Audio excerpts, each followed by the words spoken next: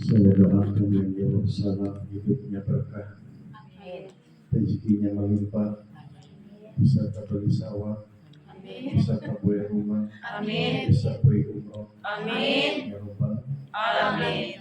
Dan Rasulullah sallallahu wassalamu ala Rasulillah wa ala alihi wa ashabihi wa man tabi'ahu ila yaumil qiyamah wa ba'd. Selamat hormati Bapak dan Ibu-ibu Majelis Taklim, Nurul Salam, saya hormati dan Allah muliakan. Saya tahu persis siapa yang hadir, pembina dan sebagainya, yang jelas seluruhnya Bapak Ibu jamaah Majelis Taklim yang saya hormati dan Allah muliakan. Al-insan bitakdir Allah bitakdir, kita yang punya rencana dan Allah yang menentukan. Alhamdulillah, rencana hadir malam hari ini ketemu dengan Bapak dan Ibu sudah sampai. Sementara saya tengok jadwal pagi tadi, ya saya lupa Bapak dan Ibu kemarin ketika manasik diingatkan. Tadi jam 9:30 seharusnya kita jadwal untuk menjemput kepulangan jamaah umroh. Karena ada jamaah kita kemarin yang berangkat 23 orang. Cuma kebetulan berangkat sama pimpinan, kita sebagai mutawifnya, jadi kita nggak berangkat kemarin. Kemudian ada staf dari kantor yang pergi untuk menjemput. Andaikan saya tadi ke Padang, karena jamaah sampai meeting dari jam 2, jam 4 masih ngurus koper lain sebagainya, berarti nanti buang di situ. Maka mau izin kepimpinan, mau tak menjemput, nggak apa-apa Ustaz katanya. Alhamdulillah. Kemudian pagi tadi jam 9, rupanya jadwal kita pun pembinaan di sentral, toko sentral Busana Batu Sangkar. Setiap hari Minggu karyawan-karyawatinya. Alhamdulillah. Jadi ketemu dengan Bapak Ibu malam hari ini Majelis Taklim berarti rutin ya? Tiap bulan. Jadi tiap bulan yang hadir seperti ini. Ramai dari Iqra. Bapak kurang ini. Maksudnya ramai ibu-ibu daripada berarti ibu-ibu kok nggak punya bapak-bapak. Apa diajak? Besok kalau bisa diajak ya Pak. Jadi berdua-dua kita pergi Majelis Taklim. Yang masih punya suami dibawa suaminya kan Pak. Saya ketua BKMT Kecamatan Limakaung. Saya sering menyampaikan apa itu BKMT. Yang tepatnya Badan Kontak Majelis. Tapi saya artikan bahwa keluarga Mandangan dan tausiah. Ya, bawa keluarga mendengarkan tausiah. Jadi kalau ibu hadir di BKMT, bapak hadir di BKMT, kalau bapak bawa istri, kalau istri bawa suami, seharusnya seperti itu. Tepat dulu bawa anak-anak itu untuk hadir di BKMT. Alhamdulillah, syukur kepada Allah. Gimana kabar ibu-ibu, sehat semuanya? Alhamdulillah. Saya yakin kalau bapak sehat semuanya, insyaallah ya. Mudah-mudahan kehadiran kita semua di sini, angkat kaki ayunan tangan akan bernilai ibadah. Amin. Ya Allah ya Rabbal. Kemudian salawat dan salam kita mohon kepada Allah Subhanahu wa taala, semoga senantiasa tercurah kepada junjungan kita Habibana wa Nabiyyana Sayyidina Muhammad sallallahu alaihi wasallam. Allahumma sholli ala Sayyidina Muhammad wa ala ali Sayyidina Muhammad. Amin ya Allah ya Rabbal. Mari kita sama-sama bersalawat terlebih dahulu. Salatullah salamullah ala Rasulillah. Salatullah salamullah ala Yasin. Mari kita lanjut. Tawassalna bismillah wa bil hadi rasulillah وكل مجاهد لله بهذه البرية semuanya Salatullah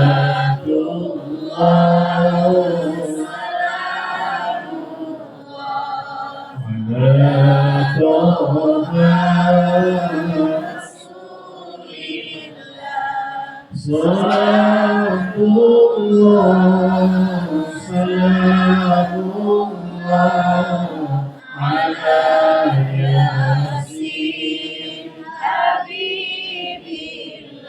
Allahumma salli wa sallim wa barik alaihi. Kita semua dapat syafaat Rasulullah. Kita cinta sama Rasulullah. Rasulullah pun cinta kepada kita. Cinta kita kepada Rasulullah. Perbanyaklah bersolawat. Karena solawat itu termasuk rukun di dalam sholat.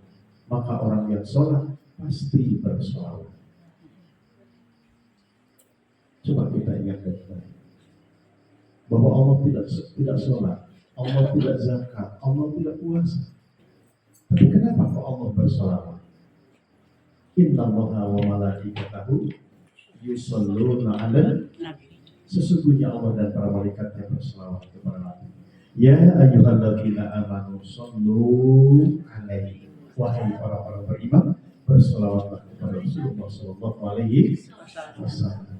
Baik, Bapak Ibu rahimakumullah, untuk mengisi kajian kita malam hari ini,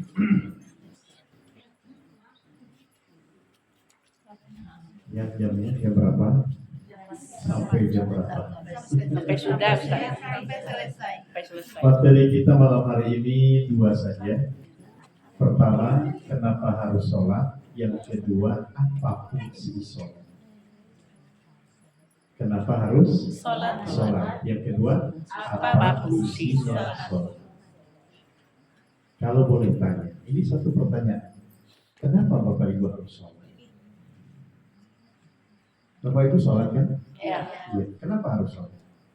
Kewajiban. Salah satu kewajiban. Kewajiban. Ada lagi? Ya, karena perintah Allah jadi wajib. Ayo. Sholat yang agama. Masih ada? Kita samakan nanti. Cukup? Itu saja? Pantesan lalai sholat. Pantesan lalai sholat, bahkan berani meninggalkan sholat. Pertama, rawi hadis ini sangat panjang sekali. Saya temukan dalam sebuah kitab Khazinatul Asrar. Jadi saya simpulkan untuk tema kajiannya, kenapa harus sholat? Pertama kata Rasulullah, as-sholatu mardhatun. Kenapa Bapak Ibu harus sholat? Karena sholat itu mendatangkan keridhaan Allah. Ketika manusia di atas muka bumi ini sholat, pasti mendapatkan ridho Allah. Bagaimana sebaliknya? Kalau orang itu tidak sholat, pasti mendapat murkanya Allah. Sebetulnya yang Bapak Ibu cari di dunia ini apa? Kalau kita mencari keridhaan Allah, satu di antaranya, jangan tinggalkan sholat. Jadi apa dan Ibu? Kalau yang tiga ini kita dapatkan, Bapak selamat, Ibu selamat, bahagia dunia akhirat. Rahmat Allah, maghfirah Allah, pasti dapat ridho Allah. Satu di antara cara mendapatkan keridhaan Allah, jangan tinggalkan sholat. Ini jaminan Rasulullah. Jadi sehebat apapun orang di atas rumah tangga, suaminya hebat, istrinya hebat, anaknya hebat, urusan dunia. Tapi kalau dia tidak sholat, nilainya nol. Tidak ada. Tetapi ketika seorang suami, seorang istri bisa menjadikan di atas rumah anaknya sholat, karena bapaknya sholat, karena istrinya sholat, karena ibunya sholat, berarti semua di atas rumah itu mendapatkan keridhaan Allah. Bapaknya masuk surga dengan lancar, ibunya masuk surga dengan lancar, anaknya masuk surga dengan lancar, ketemu di surga sama-sama. Allahu Akbar. Mudah-mudahan kita termasuk orang-orang yang mendirikan sholat. Amin. Yang kedua, kenapa harus sholat? Kata Rasulullah, sholat itu silahun alal a'da. Sholat adalah senjata untuk mengalahkan musuh. Ya. Sholat adalah silahun alal a'da, senjata untuk mengalahkan musuh adalah sholat. Bapak-bapak punya musuh kan? Ibu-ibu punya musuh? Bapak ragu. Ibu-ibu punya musuh? Yang bilang setannya jangan lihat saya. Bilang setannya lihat ada setannya. Kalau Bapak pesan apa? Pernah saya sampaikan kepada jemaah. Kalau Bapak Ibu tidak punya musuh, berhenti sholat. Gak usah sholat, berhenti aja sholat. Kalau gak punya musuh, saya bilang, biar saya yang nanggung dosa Bapak Ibu. Kalau memang Bapak Ibu tidak punya musuh, berhentilah Bapak Ibu sholat. Dan ternyata kita semua punya musuh. Tapi jangan salah musuh. Musuh bukan saudara, musuh bukan tetangga. Yang dimaksud musuh, empat. Pertama, musuh kita itu adalah dunia, kata dunia. Loh, kok dunia? Kalau Bapak Ibu tidak hati-hati dengan dunia, kita pasti akan meninggalkan sholat. Kenapa terlambat datang ke masjid? Ayo. Kenapa terlambat Ibu? Kenapa nggak berjamaah? Kenapa nggak ke masjid? Sibuk, capek. Apa yang diurus? Padahal ketika Nabi Adam diusir Allah dari surga, sudah Allah pastikan yang dua ini. Kita renungkan Pak, sama-sama. Ketika Nabi Adam diusir oleh Allah dari surga, kenapa diusir dari surga? Karena Nabi Adam berbuat dosa. Apa dosanya Nabi Adam?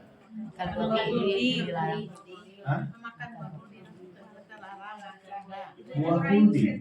Melanggar. Ayo, samakan komentarnya. Memakan buah. Oh, buah kundi. Siapa yang bilang kundi?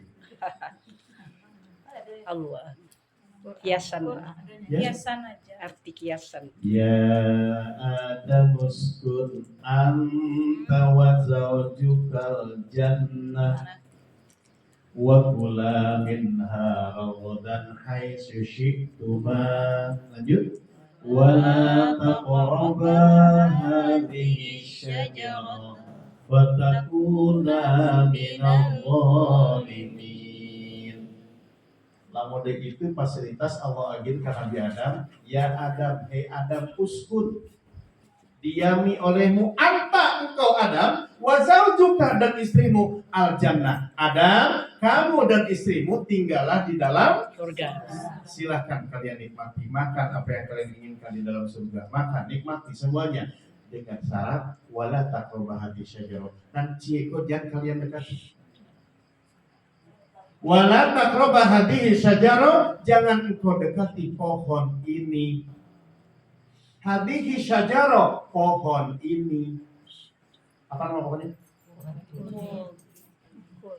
Siapa yang bilang holding? Pohon ini. Mahada. Kalau bahasanya hada, ini nggak disebut apa ini? Hada apa? Ini air. Kalau Allah katakan wala taqrabu hadhihi syajarah, jangan kau dekati pohon ini, berarti pohon itu nggak ada namanya. Dirahasiakan Allah. Kalau kau dekati pohon ini, fatakuna minadh dhalimin, kau dan istrimu akan termasuk golongan orang-orang zalim. Tak boleh tinggal orang zalim di dalam surga. Rupanya fa'azallahuma syaitanu anha. Ya Allah, digelincirkan Adam dan Hawa oleh setan. Buka surah Al-A'raf. kece setan, kece iblis. Adam, aku adalah penasehat kalian berdua. Tahu enggak kalian, kenapa kalian tak boleh dekati pohon ini? Ini adalah pohon huldi. Kalau kalian makan, kalian kekal di surga. Tuhan kalian tidak menginginkan kalian kekal di dalam surga. Kalian tinggal selamanya di dalam surga. Makanya kalian tak boleh mendekati pohon ini. Ini pohon huldi. Kalau kalian makan, kalian bakal kekal di surga. Makanya yang bilang huldi itu Iblis. jangan mendekati pohon kan ini jadinya Pak. Dirahasiakan. Rupanya Hawa terbujuk, Hawa terayu, Adam kalah. Kalau mudah itu Bang Raja makan buah ko supaya kekal di dalam surga. Kenikmatan mudah itu kampanye kali cari lagi. Bisikan Adam rayuan setan. Tergodalah Adam. Bukan didekati, tapi dipetik malah. Bukan sekali dipetik, dicoba untuk dimakan. Ternyata seketika itu tanggal pakaian Adam dan Hawa. Tak boleh kalian tinggal di dalam surga karena kalian telah melanggar larangan Allah. Apa kira-kira dari kisah tadi, apa yang ada di dalam jiwa Nabi Adam? Kenapa kok sampai berani memetik buah ini? Padahal itu dilarang. Kenapa? Ada apa dalam diri Adam? Ada apa? Ingat sifat yang satu. Dalam diri manusia ada yang disebut dengan al-hirsu. Apa itu? Tamak. Tamak. Itu yang merusak. Ketika Adam sampai di bumi, kata Allah, walakum fil ardi mustaqarru wa mata'un ilahin. Adam, di bumi aku siapkan. Apa yang Allah siapkan? 2. Mustaqarrun, tempat tinggal, wa mata'un, dan kesenangan. Tapi ingat, tempat tinggal dan kesenangan ilahin sampai batas waktu yang ditentukan. Apa yang pertama? Tempat tinggal. Ibu tinggalnya di mana? Di sini ya? Di Kerawang. Asli orang sini? Asli orang sini? Berarti nggak pulang?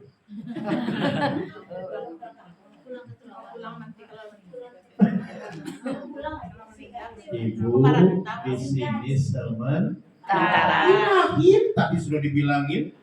Saya tinggal di 5 kaum, ilahin sementara. Ibu tinggalnya di Turawan sementara. Jelas? Kalau yang 2 ini kita punya tempat tinggal, rumah yang megah, wa mata'un, kesenangan, mobil yang mewah, fasilitas hidup cukup.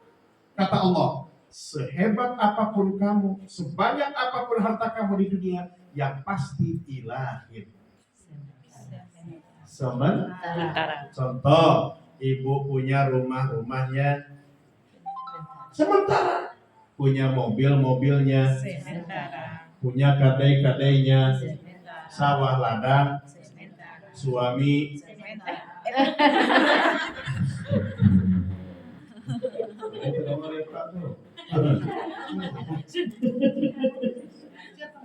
Suami sementara. Sabar ya Pak. Kalau ditanya lo apa pasti itu jawabannya.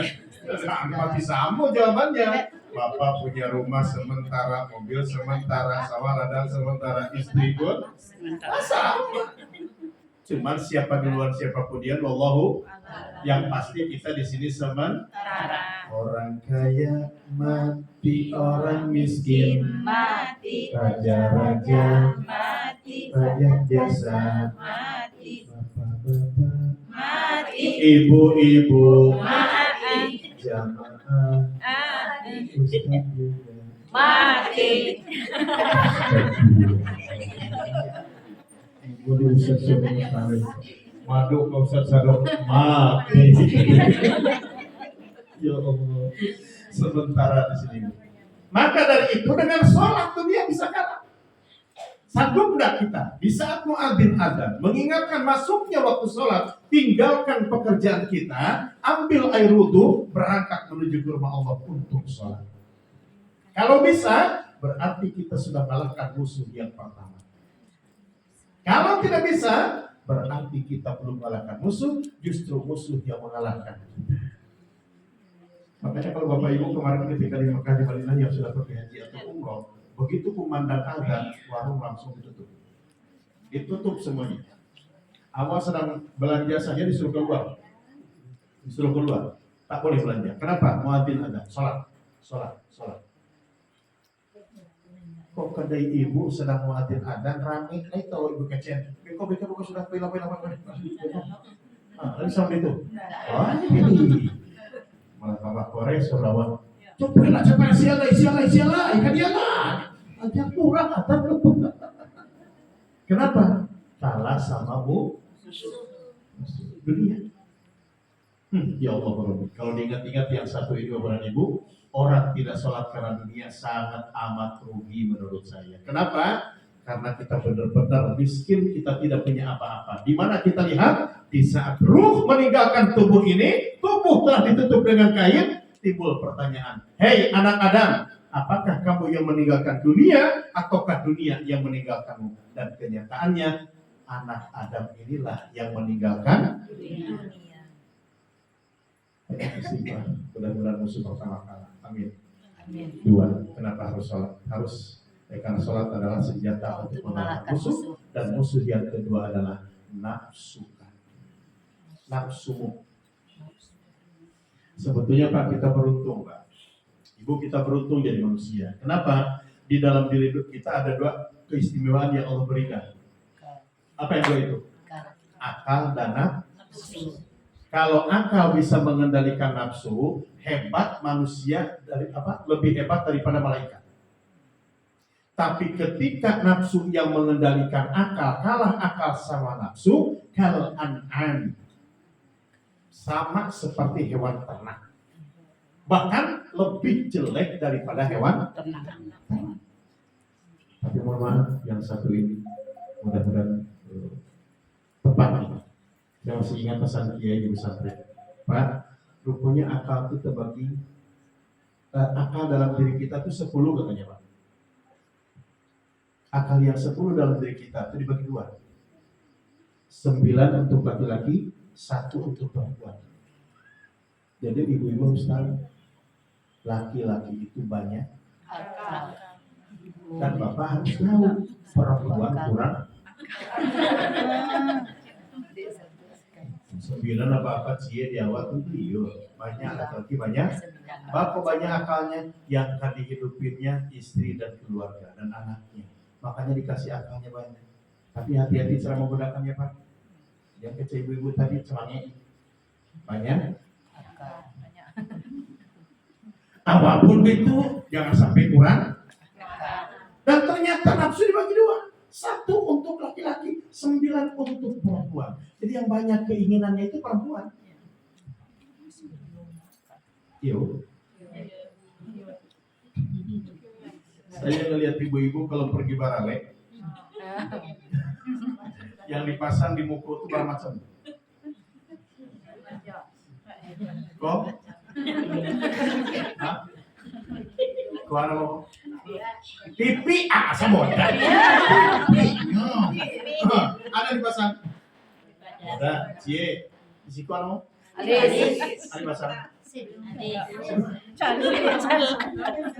Banyak macamnya. Apa? Bayangkan berapa? Untuk di muko saja tuh berapa lanjut tuh, berapa itu? Banyak keinginannya. Silakan.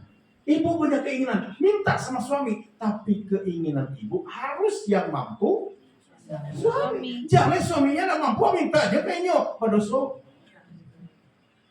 Yang mampu suami. Bapak kan sebetulnya bukan tidak mau minta sama ibu, tapi tidak mampu. Biarlah bocil aja istri pada dua, tidak mampu pada dua. Coba kalau mampu pasti minta ke ibu. Tapi karena tidak mampu, ibu doakan supaya tidak. Nafsu yang kedua, kalah sama sholat. Bangko kalah sama sholat. Dari mulai takbiratul ihram sampai salam, sama pangan apa ini? Nah, coba kita belajar sholat. Belajar bicara sholat. Dari mulai takbiratul ihram sampai salam, di mana Bapak Ibu? Tubuh ditampe sholat, pikiran Kemana-mana. tuh ngaku Pak. Aduh, kemarin ketika mana sih pas waktu asar masuk jam digital bunyi,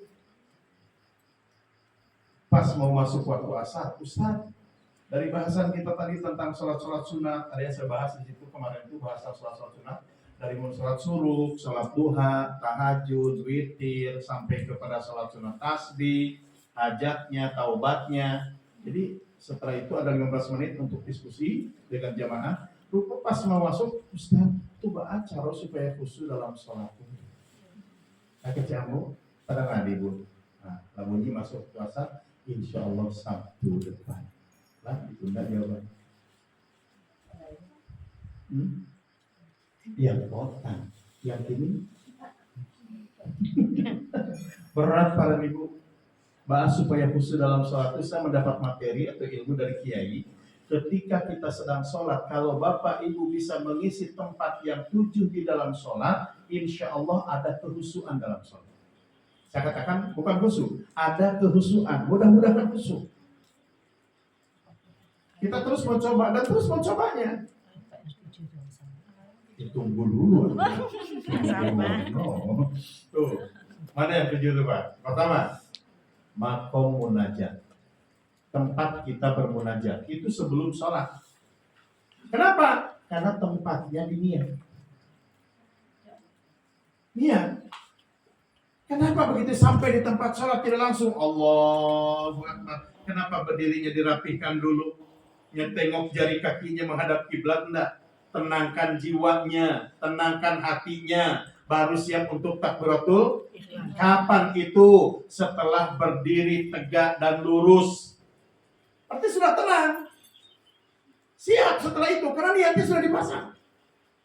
Ibu kalau berniat sholat di basuh awal, di basuh awal.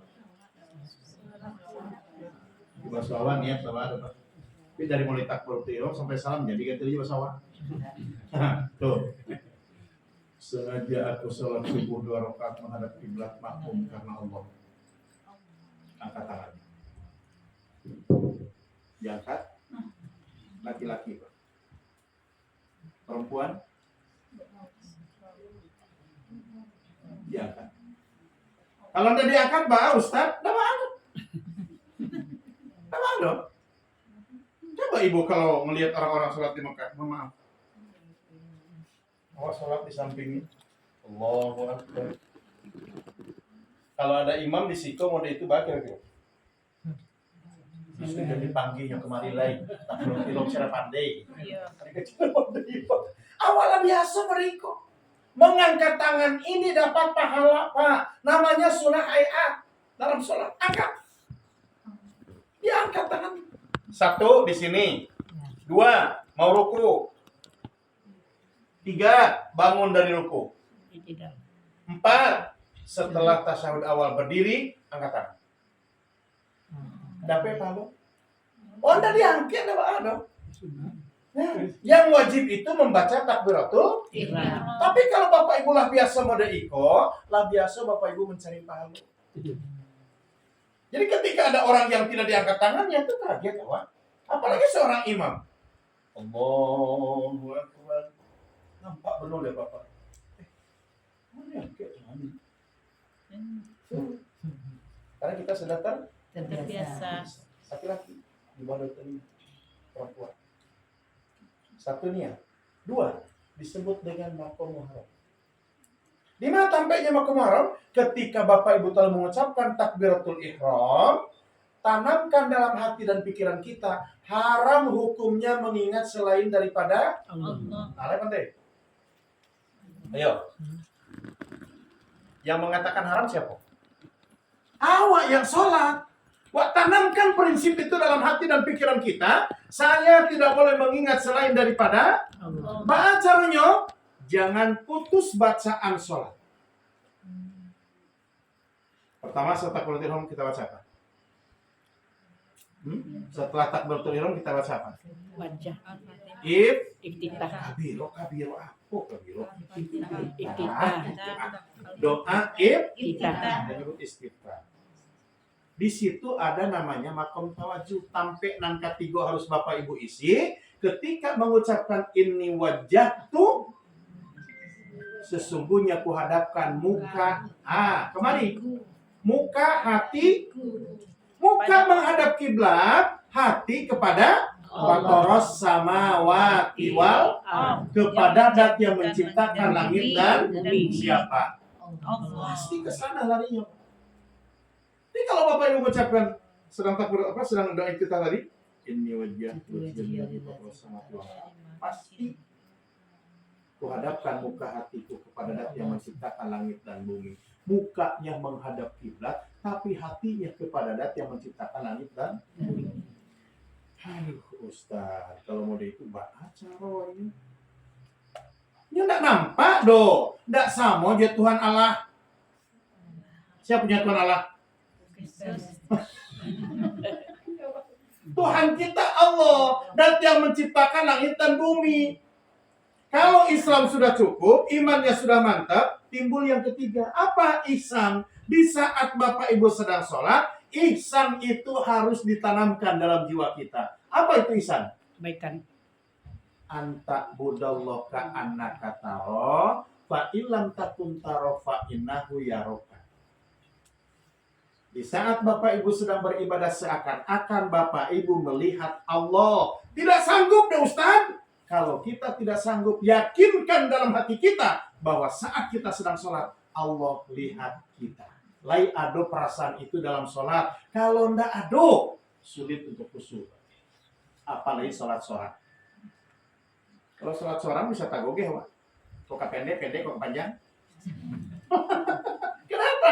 Karena merasa ndak dinilai. Nggak ada nilai. Tapi kalau Bapak Ibu merasa sholat kita dinilai Allah, mau sendiri, mau berjamaah, sama. Contohkan, ketika masuk tempat, nanti ya.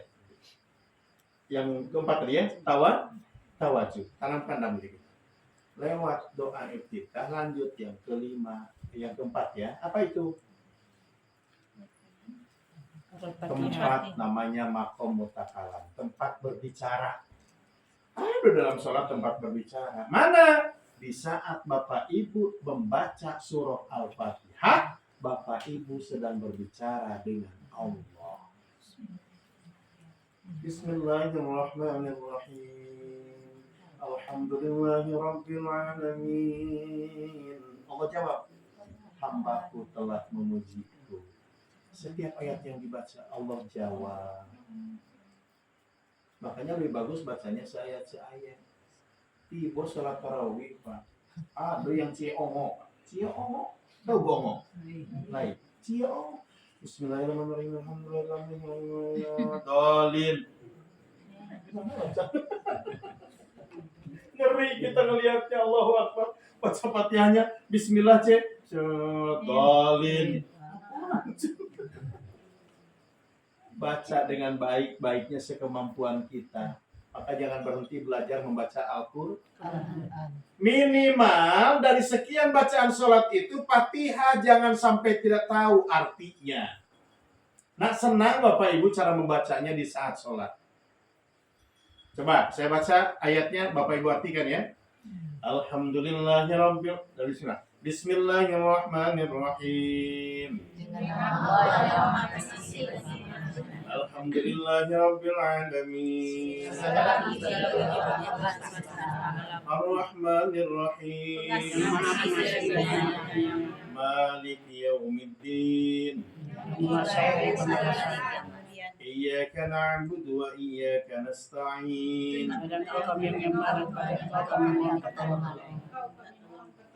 Sama ketis, Ihdinas syiratal mustaqim. Syiratal ladzina an'amta 'alaihim. Jalannya orang-orang yang Tuhan berikan nikmat. Ghairil maghdubi 'alaihim waladdallin. Jalan yang kau murkai. Jalan orang Sempurnakan ya. Ihdinas siratal mustaqim. Ihdina ya Allah, tunjukilah kami siratal mustaqim. Apa itu siratal mustaqim? Aidinul Islam, ajaran yang benar agama Islam. Siratal ladzina, yaitu jalannya orang-orang an'amta, yang telah Engkau anugerahkan nikmat alaihim kepada mereka. Para nabi, para solihin, para syuhada, ya, yang telah Engkau anugerahkan nikmat kepada mereka. Ghairil maghdubi, bukan mereka yang kau murkai, alaihim, dan bukan pula mereka waradhdallin, dari golongan orang-orang yang sesat. Makanya selesai imam baca tuh, kalau kita berjamaah jawab dengan amin. Itu doa apa? Awal mula doa bersama itu dari situ. Itu sudah Ustaz Asep sholat, pimpin doa bersama, ditunggu sama jamaah. Ustaz, kami biasa disibuk kalau doa itu seorang-seorang. Batu korena seorang Ustaz tadi berdoa. Agak ciambo, apa tadi jadi makmum? Iyo, ambo baca Fatihah apa lai amin lai. Batu korena apa amin? Kan doa itu. Silakan. Silakan. Jelas Ibu?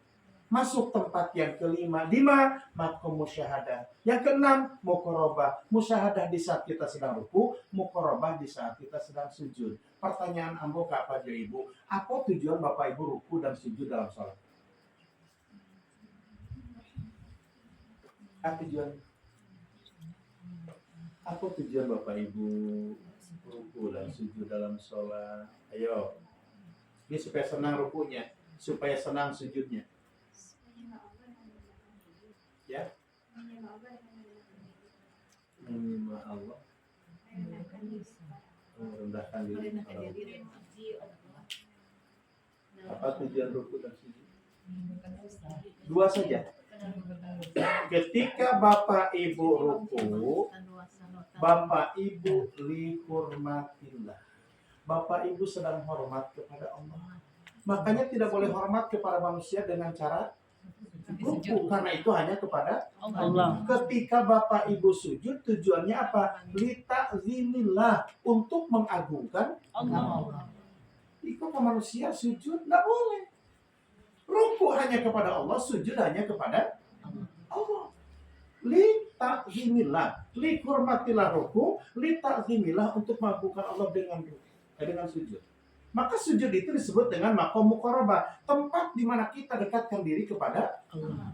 Tinggalkan semuanya. Nah, di saat ruku dan sujud, merasa enggak kita bahwa kita dilihat, dipandang Allah di saat salat? Kalau juga enggak merasa, belum ada khusyuknya, Pak. Ibu bapak sedang tahajud di waktu malam. Senang rukunya, senang sujudnya. Kenapa? Merasa dinilai Allah. Biarlah yang lain tidur, karena Allah akan menilai kita. Jelas? Yang terakhir namanya maqam muqabah. Tempat penentuan diterima sholat di situ. Di mana? Di saat Bapak Ibu membaca tasyahud, mengucapkan kalimat asyhadu alla ilaha illallah. Lai teraso dewa bahwa aku bersaksi sesungguhnya tidak ada Tuhan selain Allah. Kok lai teraso meraso ketika itu insya Allah ada kehusuan dalam sholat. Kenapa? Sebab jaminannya ada nanti. Bahkan yang pertama tadi, kalau sholatnya seperti itu, insya Allah bisa mengalahkan musuh. Apa musuhnya kedua tadi? Nafsu. Kalah sama sholat. Yang ketiga, musuhnya adalah asyaiton. Pernah ketemu setan? Pernah ketemu setan? Enggak. Pernah lihat setan? Enggak pernah. Pernah bilang ke suami setan? Setan. Kadang terlampau beran, terlampau marah, kata tetangga, dasar tetangga. Nah, berarti itu setan. Lihat bentuk. Dan kecewa dia, sedang beran kayak gini. Bahkan mohon maaf, saya temukan. Istri marah sama suami, dibilang dasar suami. Kalau dasar suami setan, sebelum sampai ucapan kok ke telinga suaminya, istrinya dulu yang jadi Setan. kan bahasanya dasar suami Setan. istrinya siapa? Kan tidak sadar diri dia, lupa dengan omongannya. Atau bapaknya marah sama anaknya, dasar anak setan. Kalau anaknya setan, bapaknya apa? Setan. Setan. Berarti omongan Bapak Ibu kalau seperti itu bisa diketawain orang. Enak aja dia bilang anaknya setan. Sebelum anaknya ada, siapa yang duluan ada? Bapaknya Berarti bapaknya. yang setan. Apanya seperti itu? Saya pernah dengar cerita ini, Pak. Bapak ini marah sama anaknya. Nah, sekali dua kali ini kecil dia apa ini? Ang ulang sekali lain namun dikuku parangnya kawasan. Oh beda. Sekali lain yang ulang kok Tobi setan den gitu. Tobi setan den kece apa? Tuh ada caranya tuh. Tambah setan apa mayat? Itu anak gini, Pak. Udah sakit ya coba. Itu lari anak tadi dia takut karena apanya? Setan. Pokoknya jangan sering disebut namanya, itu saja. Assalamualaikum, Ustaz. Silakan, Ustaz Mediator. Ya, calon anggota dewan. Ya, saya boleh ngomong. Lanjut Ustaz ya. Dihormati dan muliakan. Jadi musuh yang ketiga itu adalah kalah dengan sholat. Kalah. Kalau belum bisa mengalahkan berarti kita belum sholat. Belum sholat. Aduh ya Allah, belum pernah ketemu kata si ibu. Iya, hanya Rasulullah yang pernah lihat setan. Satu di antara hadisnya, ketika Rasulullah akan masuk masjid, beliau melihat setan sedang berdiri di pintu masjid. Kata Rasulullah, ngapain kau di sini? Aku mau mengganggu orang yang sedang sholat, tapi takut sama orang yang sedang tidur. Di samping orang sholat ada orang yang sedang tidur. Aneh kan? Mau mengganggu orang sholat, tapi takut sama orang yang sedang Tidur. Kenapa? Jago. Kata si setan tadi, kata iblis tadi, Muhammad, orang yang sedang sholat itu orang bodoh, dia sholat tidak dengan ilmunya. Sementara orang yang tidur adalah orang berilmu. Takut di saat aku menggoda orang yang sedang sholat, dia bangun, dan dia akan mengajarkan sholat kepada orang yang sedang sholat tadi. Kalau punya ilmu, sedang lalu setan takut. Ya Allah kadang-kadang udah merasa punya ilmu. Ibu punya bacaan sholat, kita sholat, berarti punya ilmu kita. Setan takut sama kita. Kok pulang dari surau, pulang dari masoji ke rumah, di pinggir jalan ada kuburan baru. Biasa mencari kamu kok ke samping. Kok ke samping ibu berjalan? Nah, kecilnya kajago orang yang lama kita itu. Jangan takut. Turun rumah. Bismillahirrahmanirrahim. Insyaallah dalam perjalanan Bapak Ibu dinamik oleh para malaikat. Orang sholat yang sampai takut seperti itu. Sebut sering-sering. Bapak Ibu kalau takut sama hantu, sebut hantu itu 5 kali dengan cepat. Sebut. Hantu. Tuhan, bukan hantu. Takut sama Iya. hantu itu tidak ada. Yang ada Tuhan. Tuhan. Insya Allah lebih kuat. Iya. Kok anak di KCN mode itu. Tayo pedian. Kalau lah maghrib tiba di rumah ndak. Ikonya, orang salat maghrib baru tiba di rumahnya. Obedian. Di kampungku banyak hantu. Apa caranya? Pernah nampak diamannya? Enggak.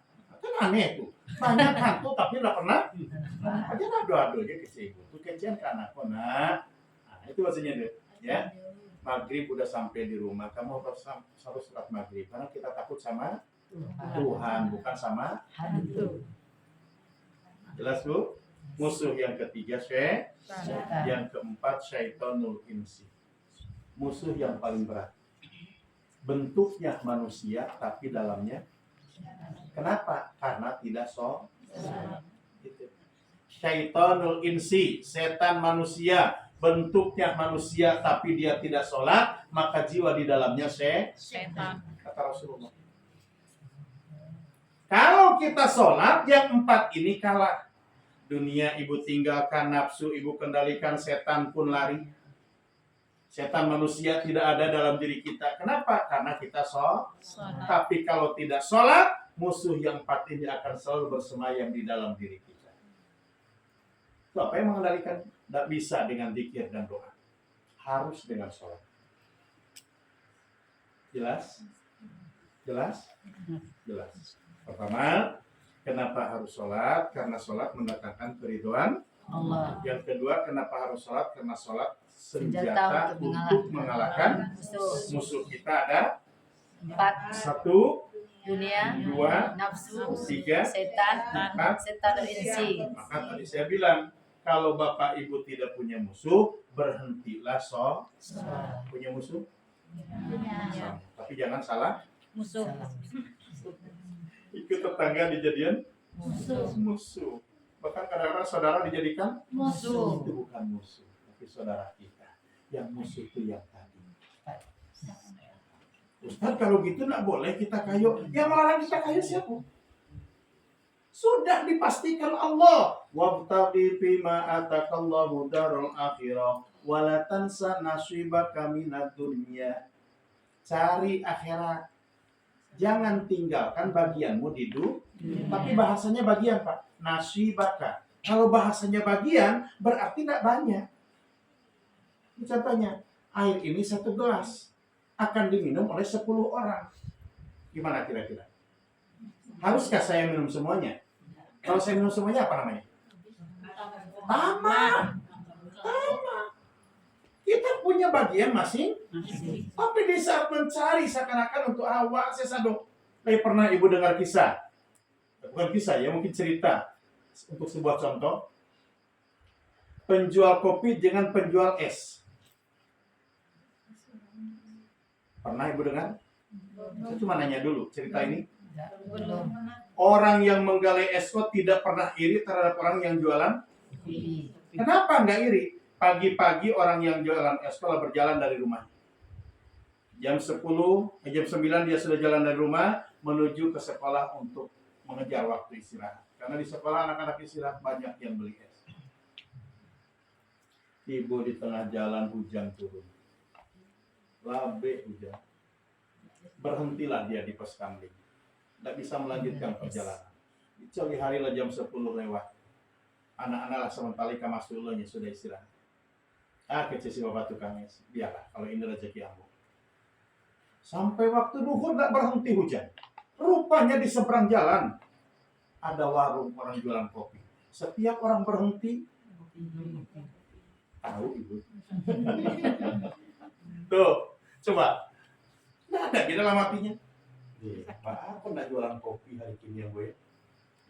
Kalau jualan kopi tentu laku. Hari bu. Enggak, dia bersyukur. Kenapa dia bersyukur? Nggak capek melayani, duduk aja di pos kamling nunggu hujannya tiba waktu duhur. Dia tinggalkan gerobaknya, dia pergi ke masjid untuk sholat. Walaupun hujan, dia pergi ke masjid untuk sholat. Selesai sholat, dia balik lagi. Kecuali waktu nak mungkin untuk pergi menggali. Hari hujan, tapi hujan sudah mulai reda. Akhirnya si bapak itu biarlah mau pulang jalan. Pulanglah. Tapi dia pikir kasihan katanya. Itu si bapak jualannya laku, jualan kopi dari tadi. Banyak orang yang singgah beli kopi, tapi di waktu duhur dia tidak sholat. Kasihan katanya. Ya udahlah, itu kan urusan dia. Pulanglah si bapak tadi. Hujan masih turun. Mau berbelok untuk sampai ke rumahnya, karena dari jalan agak jarak ke rumahnya, keserempet mobil dia. Gerobaknya keserempet mobil, gerobaknya jatuh, bapaknya juga jatuh. Gerobak terbalik, esnya nggak ada lagi, tumpah sudah jatuh. Ganti. Ya Allah, turunlah dari atas mobil seorang pemuda, kecil pemuda, Pak mohon maaf. Agak kabur nampak di ambok tadinya, nggak nampak dia di ambok apa sedang membawa gerobak. Sayang pemuda tadi Pak, lagi mau ambok itu. Kita ke rumah sakit lah itu bau beb. Aku siapa tadi kena badan. Tapi apa lu kok sang ini biasa lah. Lu pokoknya nyabar apa. Betul di awal kaget dulu. Apa yang semuanya mulai itu jawabnya kan? Langsung mulai itu jawabnya. Akhirnya si pemuda tadi Pak, gerobak apa lah rusak tuh. Coba alin masih bisa dibawa. Tapi gali apa es tadi lah. Tumpah kasarnya Pak. Itu ba'alaina. Dan sakit Allah. Kecil pemuda tadi Pak, kalau Pak mau dibawa ke rumah sakit untuk pengobatan, untuk melo gerobak apa, Untuk mengganti galai apa? Bagi Pak Piti 1 juta. Ponnya apa tadi? Diadon Piti 1 juta tadi, pindah diterima. Nah, tangan mau diikut, mau diikut. Tangannya. Hah? Mau diikut atau mau diikut? Mau diikut. Diterimalah Piti 1 juta tadi. Lain ikhlas, ambo ikhlas Pak. Tapi tolong Abi maaf ambo Pak. Mau itu seorang pemuda, sopannya mau itu santunnya Bapak dan Ibu. Pulanglah si Bapak tadi. Geser Ibu ke dalam. Ya. Geser gitu. Pulanglah ke rumah tadi. Nampak deh istrinya. Yang nampak berubah ringan. Walaupun hari hujan, alhamdulillah senang istrinya karena gerobaknya kosong. Cuman apa jalan agak tengkak. Ibu di pintu disambut langsung sama istrinya. Akhirnya istrinya, Pak, habis es tadi Pak. Langsung itu nanti ditanya. Lalu duduk awak dia ke rumah Pak, manyok ada penanya. Nah ibu-ibu siko. Akhirnya sebapak tadi. Alhamdulillah Bu, es kita habis. Senangnya hati ibu tadi mendengar esnya.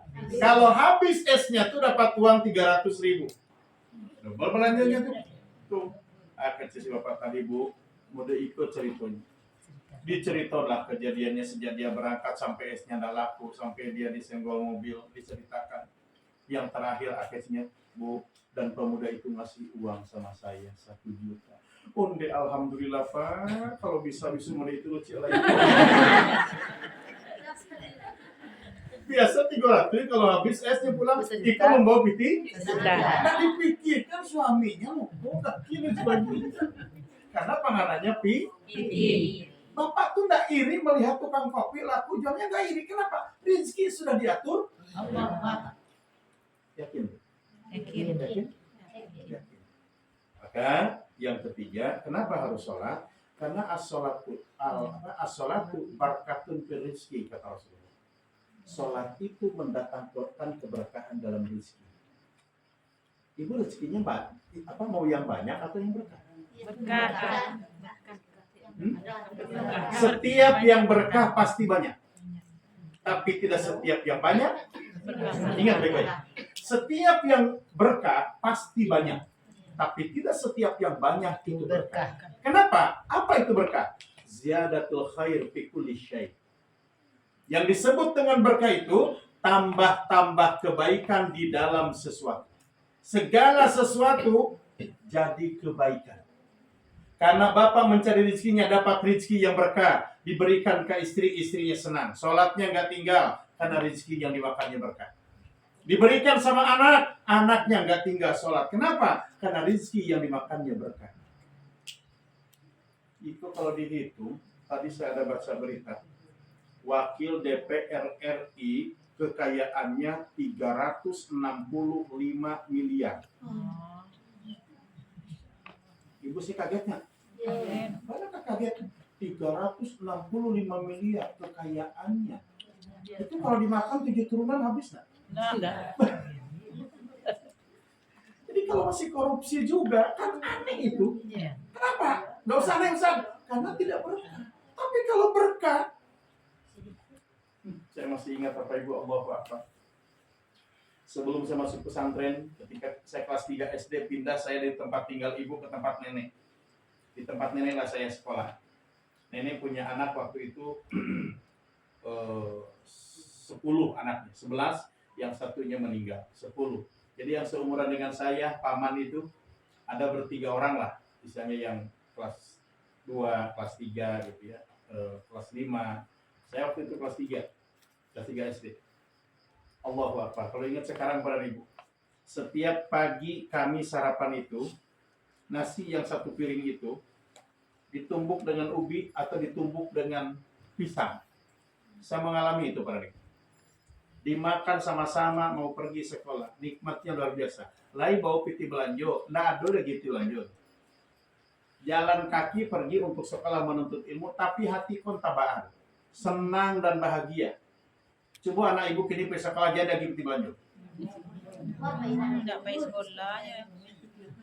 Tuh anaknya tuh. Sekarang ibu ndak jadi tipil aja sama suami, Mbak. Oh, berarti. Tuh.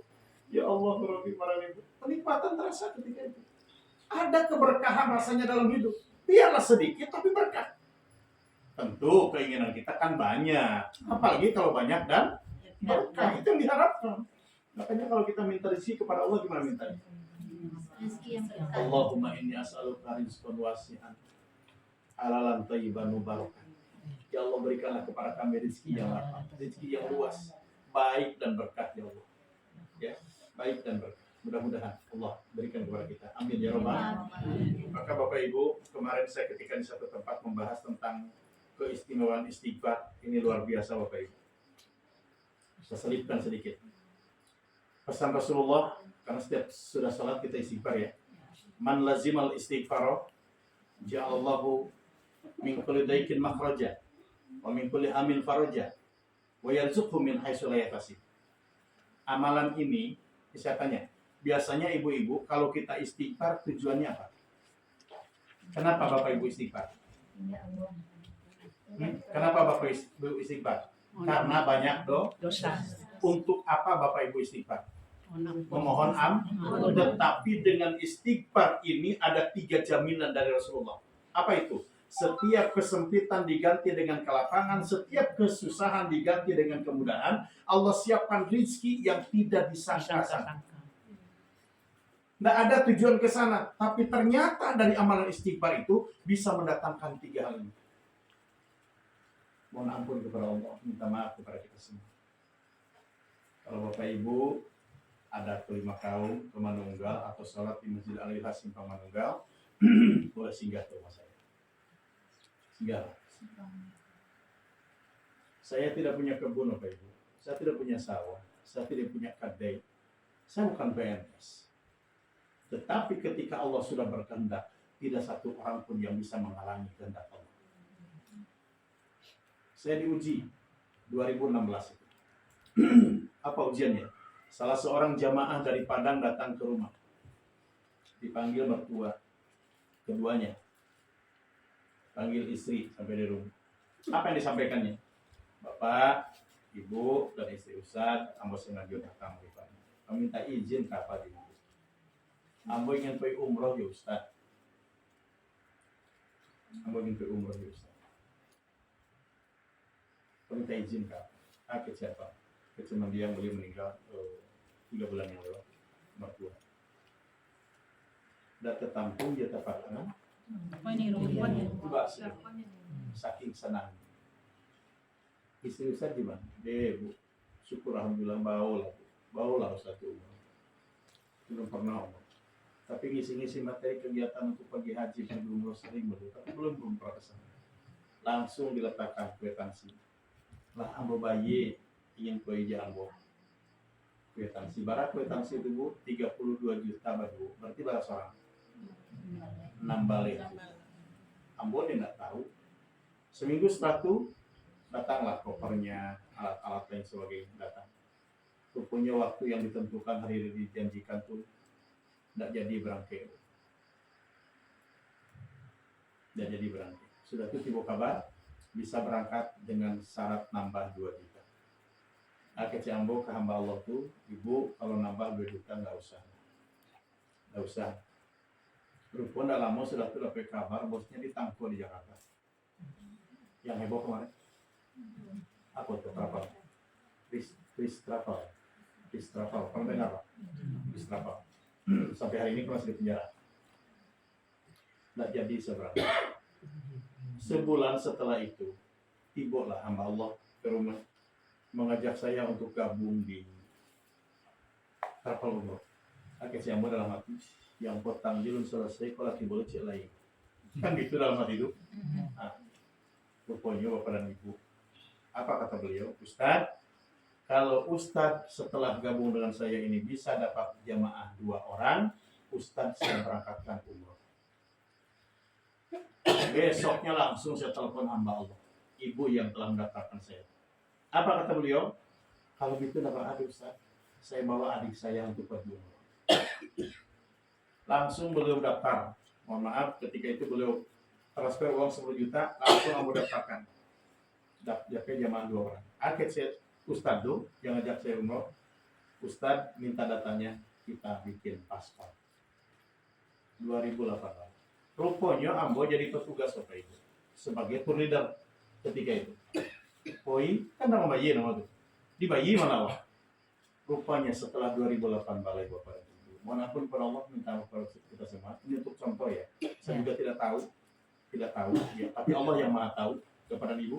Kemarin Februari saya pulang melaksanakan ibadah umroh yang ke-10 kali membimbing jemaah.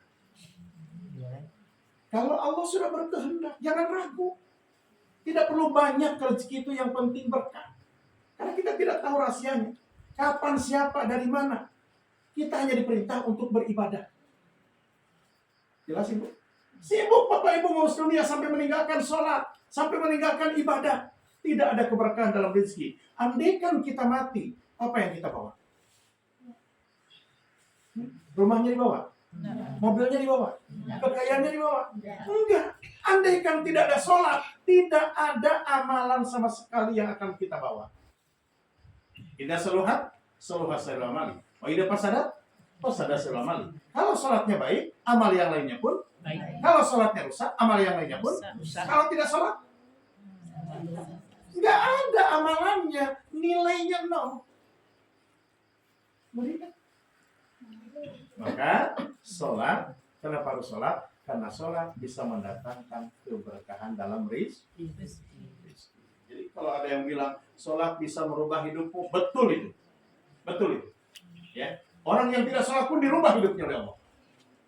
Pasti. Ya kan? Nah itu. Hadis ini sangat panjang sekali, tapi karena tadi saya janjikan ada 2. Yang pertama kenapa harus sholat, yang kedua fungsi sholat. Jadi kenapa harus sholat? Pertama karena sholat itu mendatangkan keridhaan Allah. Yang kedua sholat senjata mengalahkan. Musuh. Yang ketiga sholat Datangkan keberkahan dalam rezeki. rezeki. Masih panjang hadisnya, tapi kita pending sampai situ dulu karena mengingat waktu. Yang kedua, Fungsi sholat. apa fungsinya sholat? Kita ambil saja 2 lah. Pertama, wasta'inu bisabri wassalah. Mohonlah pertolongan kepada Allah dengan sabar dan sholat. Maka yang pertama, ini fungsi sholat sebagai penolongmu. Orang sholat pasti ditolong Allah. Ibu baca doa ketika duduk antara 2 sujud. Kita baca bersama. Ketika duduk antara 2 sujud bacanya Rabbighfirli warhamni wajburni warfa'ni warzuqni wahdini wa'afini wa'fu anni. Rabbighfirli Warhamni wajburni warfa'ni warzuqni wahdini wa'afini wa'fu anni. 8 macam ibu minta kepada Allah dalam sholat. Rabbighfirli artinya Ya Allah ampuni aku. ampuni aku. Warhamni, Beri rahmat aku. Alhamdulillah. ya beri rahmat aku. Rabbighfirli warhamni wajburni, Hapuskanlah dosaku. Warfa'ni, tinggikan martabat derajat. Warzuqni, berikan rezeki kepadaku. Wahdini, tunjukilah aku dengan hidayah. Wa'afini, sehatkan aku. Wa'fu anni, maafkan aku, ampuni aku. 8 macam ibu minta dalam sholat kepada Allah. 1 dari 8 ini Allah kabulkan. Dan 8 lain. Cie, Rabbighfirli, rupanya dosa bapak ibu diampuni Allah setelah sholat. Aja minannya orang diampuni dosa. Pasti surga. Karena orang masuk surga tidak membawa Dosa. Jadi awak yang hadir kini go, lain mungkin masuk surga. Amin. Mungkin. Yang tidak punya dosa cuma kata. Pasti punya dosa. Orang punya dosa tidak akan mungkin masuk. Surga. Makanya sholat. Jangan berhenti sholat. Karena sholat satu di antaranya untuk pengampunan dosa. Ya Allah Rabbi Karim. Terbayang dia mau. Kalau bapak masuk surga, ibu masuk neraka, bagi lebih Pak.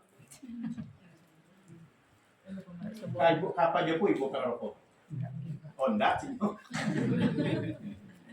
Kalau ibu yang masuk surga, masuk neraka, Pak?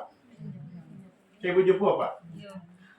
Kalau bapak bisa jemput ibu, atau mungkin bapak dijemput masuk neraka. Kenapa? Kalau bapak belum punya istri, dosa kita cuma satu. Tapi setelah punya istri, dua. Berarti istri tanggung jawab? Pak. Kan iya tuh. Iya. Kalau ibu berbuat salah dibiarkan bapak, bapak juga ikut Dosa. dosa. Bapak berbuat salah, bapak selingkuh, ibu biarkan. Ibu terbawa dosa? Tidak. Enggak. Enggak. Bukan ibu pada aslinya. Tanggung jawab. Sampul, ibu iya. Apa diingat biar gitu kan? Cuman tidak tanggung jawab istri. Satu, ya. Wajib ditegur sama apa? Gampang biarkan. Sudah ditegur, nggak mau juga, Ya. dilepaskan. Gitu aja.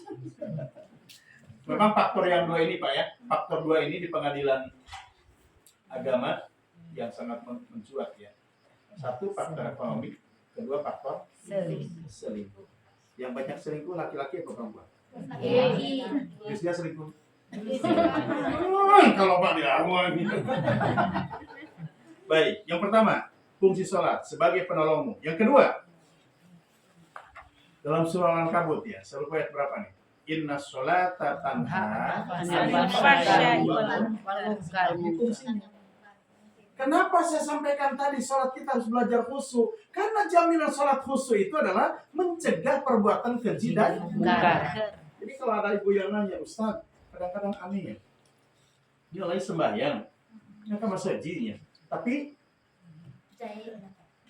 jahilnya ke orang, dolimnya ke orang, berarti dia belum sholat. Karena orang sholat tidak akan melakukan itu. Jaminannya pasti, ini Al-Quran. Sesungguhnya sholat mencegah perbuatan keji dan Mungkar. Ibu percaya sama Al-Quran? Benar kata Al-Quran? Nah, Benar. Tapi kenapa mesti berbuat seperti itu? Karena belum sempurna, belum baik sholatnya. Kalau sudah baik sholatnya, pasti akan menjamin diri kita, menjauhkan diri, mencegah diri kita dari perbuatan keji dan Mungkar. Ibu, sehari tadi ada nggak kita membuat dosa itu? Ada atau enggak? Alhamdulillah. Ibu mabuk, mencuri, minuman keras, Tidak. berzina, Tidak. menggunjing. Mobil lu sakit ya, Pak? Yuk, gitu yuk. Ternyata menggunjing itu dosanya lebih gadang daripada zina. Laki dulu gunjing. Sama. Kenapa? Kalau orang itu berzina langsung mohon ampun kepada Allah. Tapi kalau menggunjing, Minta maaf orang yang digunjing kan. kira-kira sampai hari kini orang-orang nan lahwa gunjing.